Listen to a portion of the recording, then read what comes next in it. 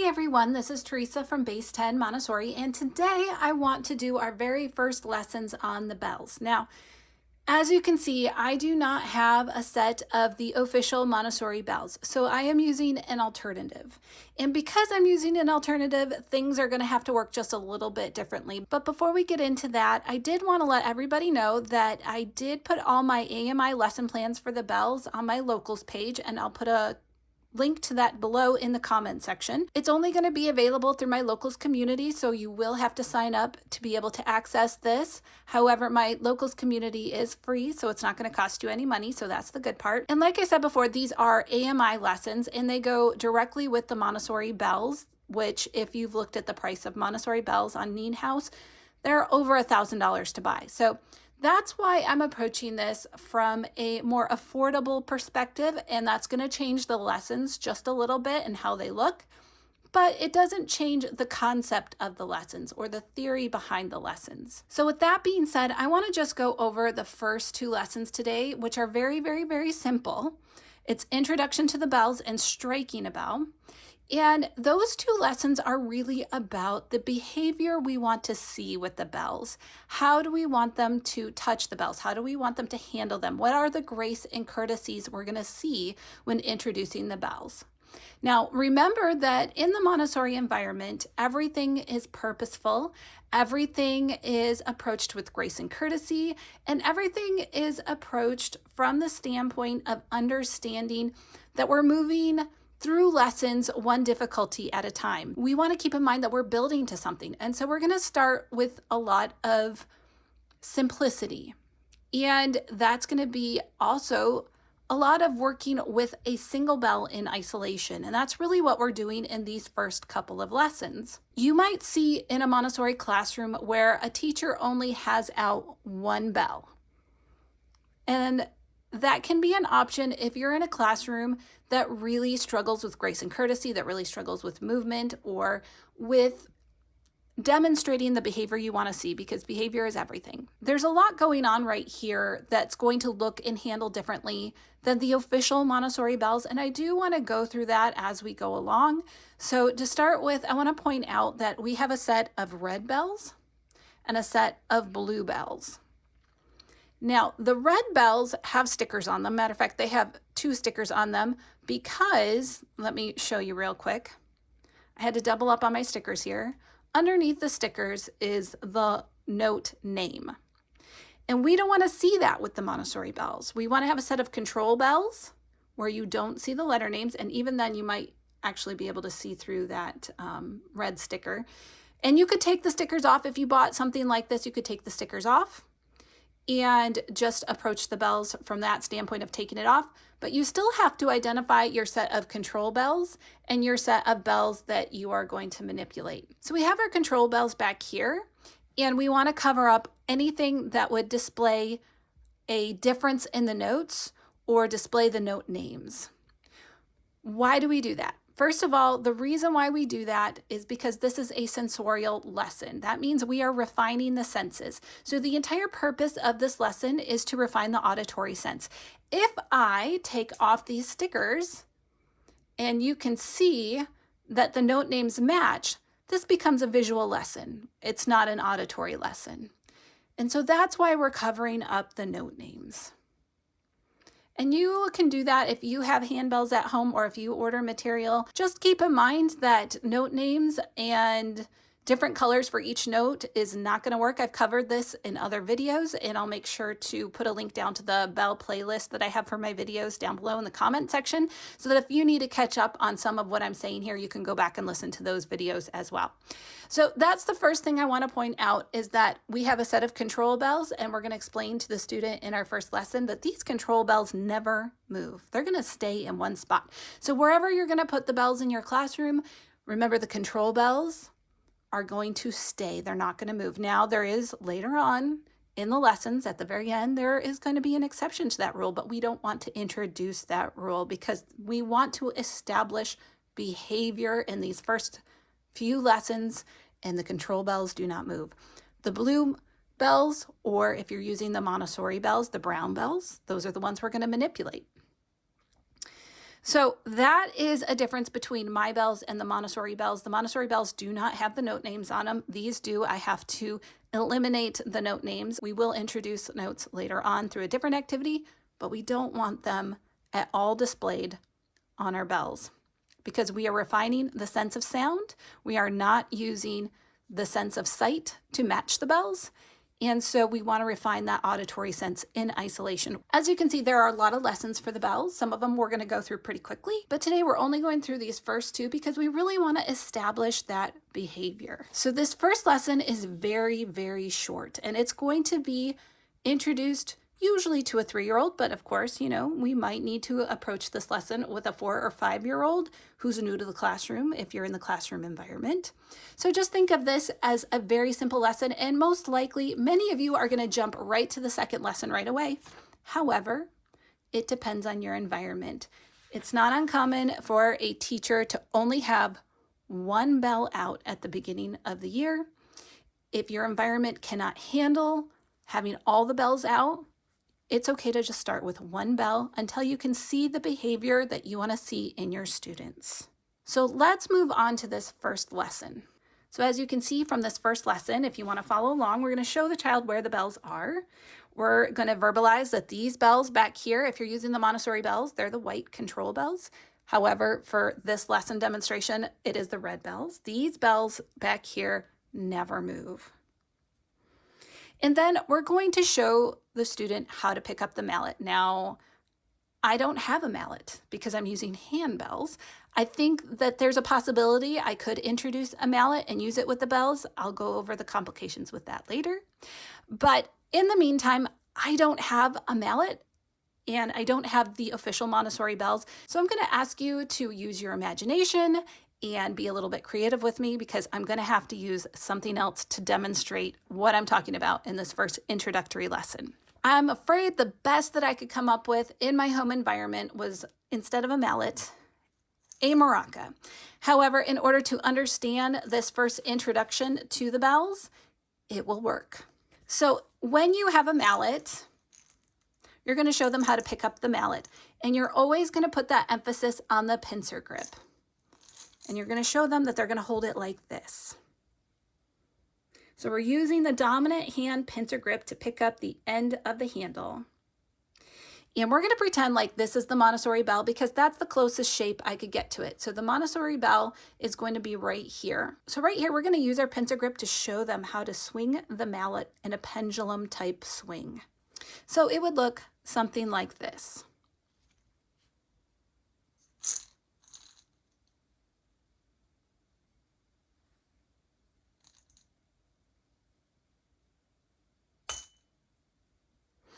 Now, of course, that was a clink and not a ring, like a beautiful bell would sound, right? But we want to, and this is a little clumsy because it is a maraca. I want to show them to get that pincer grip going so it makes that pendulum swing right here until finally it dings the bell. So when you're reading this first lesson and it talks about the pendulum movement expands, the ball of the mallet will strike the dome of the bell, and you're going to allow the child time to hear the bell reverberate.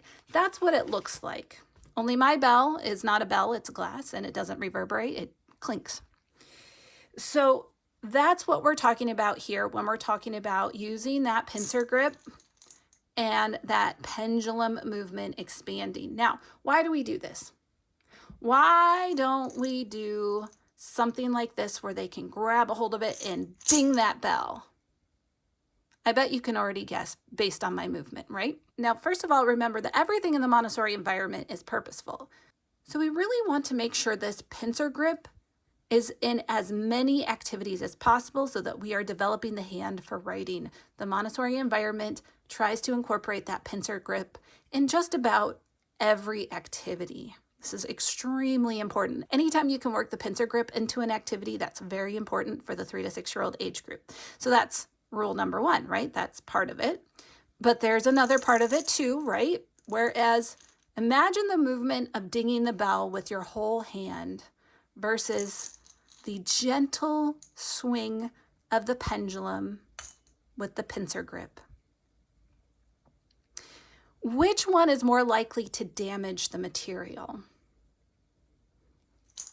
Using a force like that is not gentle, right? We're not being careful, we're not being cautious, and we're also, if we're holding it like that, not developing that pincer grip. So this movement allows for more grace and courtesy with the materials, and also it keeps the sound softer. And we don't want to have really loud bells in an environment of 30 children that have difficulty concentrating. So that is a way to keep the sound softer and to not damage the materials. And we're also developing the hand. So when you're reading through this first lesson, that's what I want you to keep in mind when you get to here and we talk about that pendulum type of a swing. And then allowing that sound to reverberate. Now, here's a problem with the handbells. This is where we're first going to discuss some of the differences and some of the difficulties, some of the pros and cons with using a cheaper material. First of all, these bells won't ring if I use a pincer grip. So that pincer grip isn't going to work very well. Unfortunately, in order to get a good sound from this bell, you have to hold it like this to make a sound. So that is one difficulty I am trying to think through when it comes to using these bells. Now, it's very possible that I could hold this with my left hand, actually buy a mallet, right, and do a strike. Now, you could do it like that. There is a problem for doing that. The problem is that later on we're going to work with another material called a damper. We're going to work with that in the next lesson. And if you're using one hand to hold the bell and one hand to do the mallet, you've run out of hands to use a damper. So you've got to think through some of these challenges and decide what is the most important thing for you. Now, maybe you'll order some bells that aren't as hard to ring, and maybe that pincer grip will work.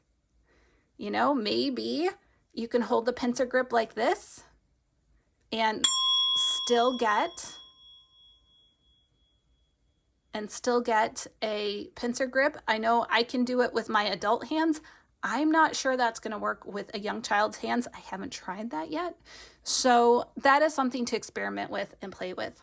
So when you're going through this first lesson, just keep in mind what it looks like to use the Montessori bells, and then think about how you are going to adapt an alternative material for your environment. So in this first lesson, we've shown them how to strike the bell so that it reverberates. And there's only 2 more parts to this lesson. So they have listened to that bell reverberate. Now we're going to strike the bell again. And we're going to invite the child to hum that pitch. After that, we can invite them to maybe sing la. And after that, we can ask them to sing a word like hello. So that's pretty simple. That's that first lesson right there. And I just wanted to go over this so that when you're reading through it, you understand what I'm saying as far as the mechanics of the Montessori bells, because what I'm able to show you here is going to look different because I'm not using the Montessori bells. So I hope all that makes sense so that you understand the mechanics. Also keep in mind that something you might want to add to your bell table are some gloves, because we never ever want to touch the metal part of the bell, whether you're using the Montessori bells or any other type of bell. We want to make sure and protect the bells from the oils on our hands, and we also want to protect the part that makes the sound. With these particular bells and these handles, these knit gloves are a little bit slippery. I think I probably need cotton gloves instead. So I'm not going to use it to demonstrate. I know that might be a bad way to approach it. I probably should demonstrate it with the gloves on. However, for me personally, I'm afraid I'm going to accidentally drop one if I use these knit gloves. But I did want to let you know that gloves being worn for the bell table is something that's commonly done with the Montessori environment. Now let's move on to the next lesson, which is called striking a bell. And you might think, well, that's what we just did, right? Didn't we just learn how to strike a bell? Yes, we're going to go a little bit further into that type of a lesson. Again, remember, we're going to isolate each thing that we want to see, isolate by difficulty. And One difficulty at a time is all we're going to introduce with the bells. You might be able to move through the first few lessons very, very quickly depending on your student. So just keep in mind that this does not have to have a huge time gap in between when you introduce these lessons. They're going to flow pretty quickly together for these first few lessons. Now, as we go through this lesson of striking a bell, again, I'm going to use my prop for what it would look like a little bit more with the Montessori bells. And then we're going to switch back to the hand bells that I ordered. And again, this is going to be a little bit difficult to think through how you would do it with alternative bells. But as long as you are staying true to the purpose and understanding the importance of what we're doing with each step, I think doing an adaptation is possible. And one set of these bells cost about $75 on Amazon. So two of them, around $150. Versus the Montessori bells, which are over $1,000 from Neen House. So it's really difficult to find affordable bells. And so I would rather see people actually using the bells, actually doing these lessons, even though maybe it's not ideal, than not doing them at all. Because I see a lot of Montessori teachers out there who refuse to put out the bells because they're too afraid of breaking them or because they're too distracting in the environment. And the other reason is that a lot of places just can't afford them. So I'd like for us to think about more affordable alternatives to this lesson, even though, as I showed in my first lesson, there's some disadvantages to working with this type of material. So for the beginning of this lesson, I am going to put on my gloves because that's what I would invite my students to do. And what I would do is I would show them how to pick up a bell. Now, if this was a Montessori bell, this would be a wooden stem right here. We'd have this wooden base. And we would pick up the bell by supporting it under the base and by only touching the stem. We would not show them, we would never touch that metal top of the bell. And just to make sure that we're not touching that metal part, the gloves are often a very good idea. So we've got one hand on the base and one hand on the wooden stem. So that's simply the first part of the lesson, how to pick up a bell. So when we are using this one bell, because that's all we're doing for this lesson, we can put it on a tray. We can put our mallet on a tray and our damper on a tray.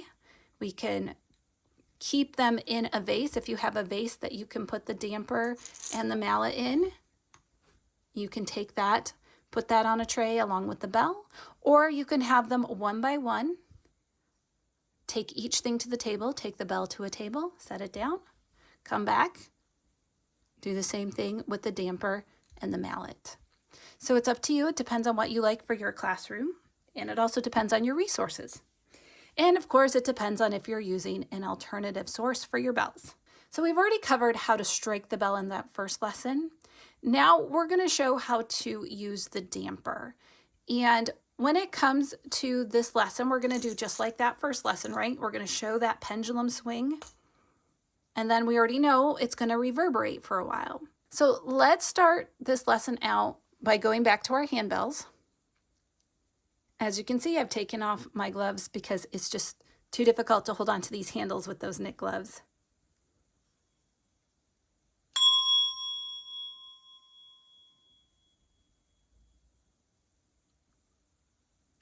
So you heard that reverberation and it lasted a few seconds, right? So we're going to show them that. So this time we're going to strike the bell. We're going to let it reverberate, but as we strike it, we're going to bring it up to the student's ears. We're going to ask our student to let us know when the sound has stopped, when there is silence. So we're going to strike it again and bring it up to the student's ears and ask them to let us know when they can no longer hear a sound.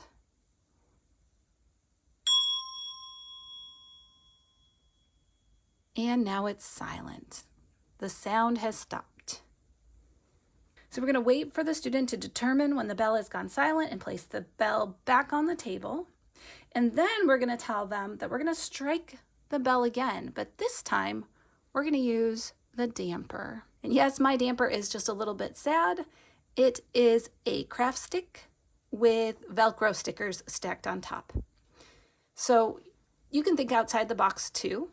And you can use whatever's in your house to make a damper if you want to do something DIY. So we're going to strike the bell again.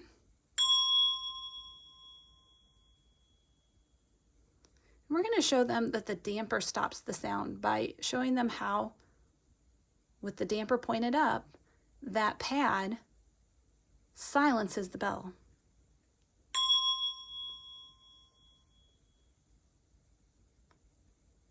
Now this is what makes it a little bit trickier than the Montessori bells, because now you're working with 2 hands, right? That's going to be different. Where the Montessori bell, you're just setting it on the table, you're striking the bell and using the damper.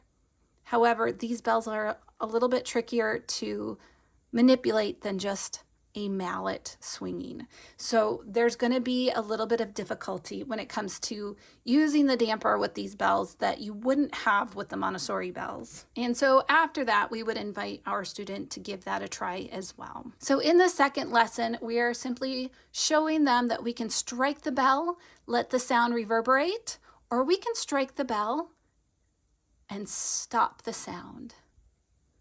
So that's what this second lesson is all about. And when they are done working, we can invite our students to put everything back on the table as they found it. We always want to make sure and show them how to put the work back on the shelf correctly. And that is the end of our second lesson. Now, as you can see from our booklet, there are a lot of lessons. We just went through introduction to the bells. We went through striking a bell. And the next video, we're going to talk about matching. And then we're going to start getting into these grading lessons. And the grading lessons, I think, are pretty fun. But I think we're going to have to break these up into a few different videos. Some of these lessons are just really simple lessons that we just need to talk about real quick. You're going to understand it. It's not going to be something I need to demonstrate every single thing for.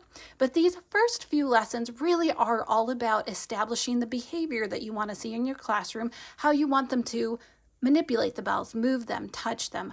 What grace and courtesies do you want to see with the bell? And how are you going to work that pincer grip into the situation if you're using some alternative source? You really have to think about how you want them to manipulate the materials if you're not using the traditional Montessori bells.